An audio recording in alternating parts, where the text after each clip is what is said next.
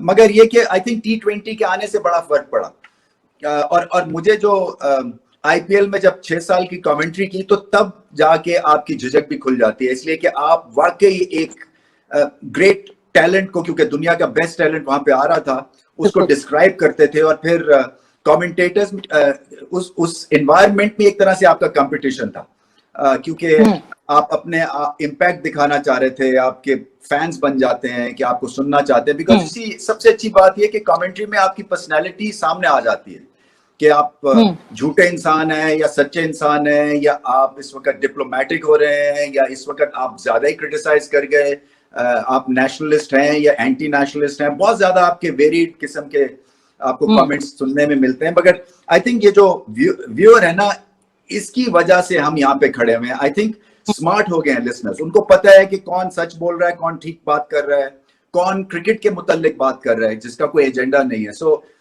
मुझे ऐसा लगता है कि मैं उस जगह पे जाके मुझे थोड़ी बहुत कामयाबी मिली है, मगर अभी सीखने के लिए बहुत कुछ है कि आप उसको कोई प्लान करते हैं। सो कई मोमेंट्स क्रिकेट में आपको मिलते हैं जहां पे आप फॉर्चुनेट होते हैं, आप लकी हैं कि आप उस जगह पे मौजूद थे और आप ने ठीक बात कर दी।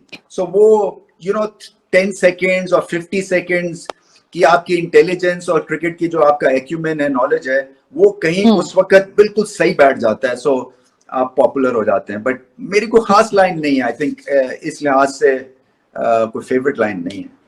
भी खेलें या कोई भी स्पोर्ट खेलें, आपको टाइम सही और क्वालिटी का टाइम देना है, ये बड़ा इंपॉर्टेंट है। पागलों की तरह सारा दिन खेलने से आप बड़े स्टार नहीं बनेंगे।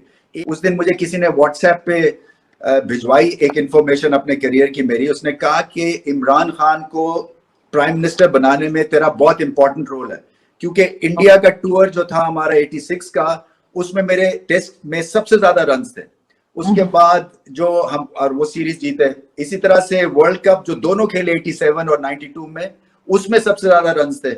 उसके बाद आपकी वो नेहरू कप हुआ था एक वर्ल्ड कप से पहले, उसमें ज्यादा रन्स थे मेरे। और इसी तरह से उसने मुझे बताया वेस्ट इंडीज का जो टूर था उसमें सबसे ज्यादा रन्स थे, वनडेज की जो सीरीज थी। सो मैंने कहा मैं किसी दिन ये पोस्ट करूंगा इमरान खान को कि आई थिंक वो सिर्फ वसीम अकरम प्लस की बात करते हैं। आई थिंक जो क्रिटिकल मोमेंट्स के ऊपर जो स्कोर किए हैं उसमें खासा मेरा आता है। बट सबसे पहले जहन में इस वक्त टॉप ऑफ द माइंड आता है commentator, the Shahrukh Khan of commentary is here in front of me. Rameez कैसे स्टार्ट हुआ? जो भी कमेंटेटर है वो बूढ़ा इंसान है, तो तुम अभी 35 साल के हो, तुम्हें ये क्या करोगे तुम? और उस वक्त तो पता भी नहीं था ये कितना मैसिव है, ये क्या बनेगा क्या नहीं बनेगा। तो फिर मेरे उस वक्त वसीम राजा भाई जो थे, वो उसने कहा कि तू पागल हो गया, क्या कर रहा है, तो ये अपॉर्चुनिटी है जहाँ। मैंने कहा भाई मेरे से नहीं होगा ये, मैं नहीं कर सकता ये वो। तो पहला मैंने 2 इनफैक्ट स्टिंट्स मैंने रिफ्यूज की, एक शारजा की थी, एक पाकिस्तान की थी। उसके बाद खैर फिर उन्होंने कहा कि नहीं, आपको हम लीड कमेंटेटिंग नहीं देंगे, सो आप एज गेस्ट एक्सपर्ट सिर्फ करें बात ये वो। सो मैंने उस तरह शुरू की, बहुत ही हिट एंड मिस था ना। पहले तो ये था कि पता नहीं मैं इतने बड़े स्टेज पे हूँ, वेदर मेरी इतनी नॉलेज होगी कि मैं इनका मुकाबला कर सकूं, द लाइक्स ऑफ रिची बेनो या इयन चैपल, जेफरी बॉयकॉट के साथ पहली दफा मैं कमेंट्री कर रहा था। सो आपको वैसे ही वो क्रिकेट के हिसाब से बिल्कुल इतना सा कर देते हैं, बिकॉज ये आपके एनसाइक्लोपीडिया है क्रिकेट का। सो वो आहिस्ता आहिस्ता फिर कॉन्फिडेंस आता है। पहले तो आपको अंग्रेजी पे थोड़ा बहुत शक रहता है, पता नहीं ठीक है नहीं ठीक है, क्या बोल रहा हूँ, क्या एक्सेंट के साथ बोलना चाहिए या अपने नॉर्मल तरीके से बोलना चाहिए।